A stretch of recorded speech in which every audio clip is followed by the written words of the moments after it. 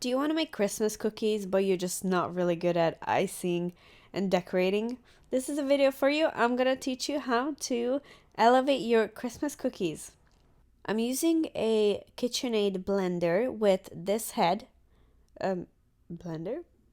We're going to add 2 cups of flour, 1 cup of powdered sugar, a pinch of salt, and 150 grams cold butter.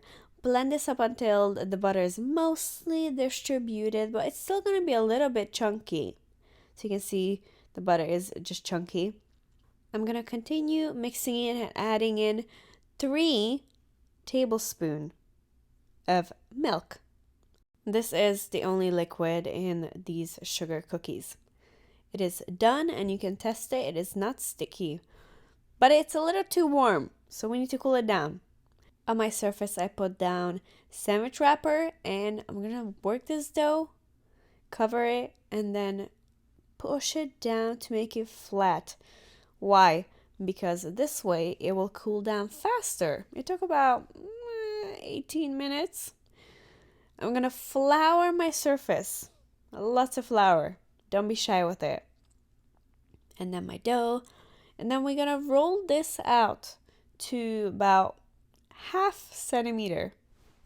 The greatest part of what I'm showing you is that it's not only for Christmas. You can do this all year round with any different colors. It's just an idea how to get creative with your cookies. So today I have a star and a Christmas tree.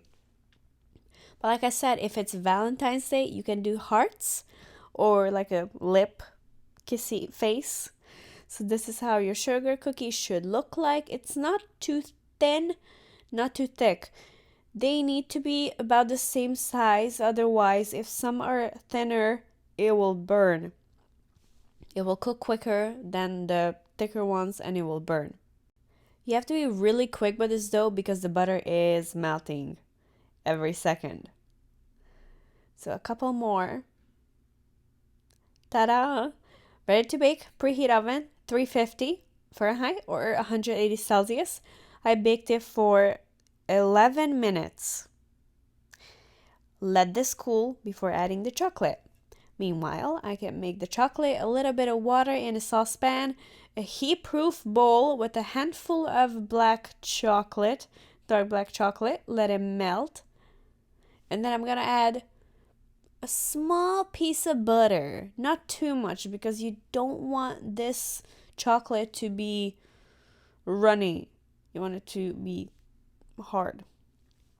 I'm going to put this right next to my cookies, and what I'm going to do is with a spatula draw a line down in the middle and then just add the chocolate to the chocolate half and then shake it off. This way it will float down and not leave any brushing marks. It will just look naturally glazed, almost if you dipped it.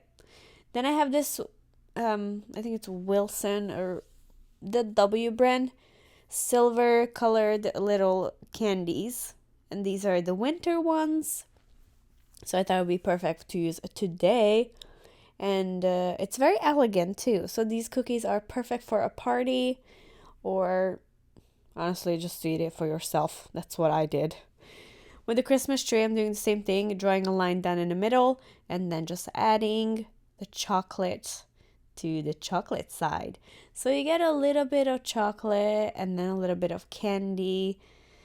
It's a nice combination for the cookie and it's not too sweet. Just let that drip. Nice. You can also add some flavoring to your cookies. Maybe maple extract is excellent. Vanilla, of course, very basic. So I found these little green leaves in my kitchen somewhere in the candy drawer. I have like a baking candy drawer, so I thought it'd be perfect to add it to the Christmas tree, and it will just give it a nice little color. But honestly, you can do any coloring. I thought even doing ornaments, but I didn't have any red balls. So this is what it turned out. It is so fun, so easy to make, and pretty affordable. And it's a really fun idea, and literally anyone can make. You don't have to draw, because piping icing is not as easy as it looks. It looks really easy. It's not. This is the perfect way to make impressive, delicious cookies. I hope you like this video, and I'm wishing you a Merry Christmas.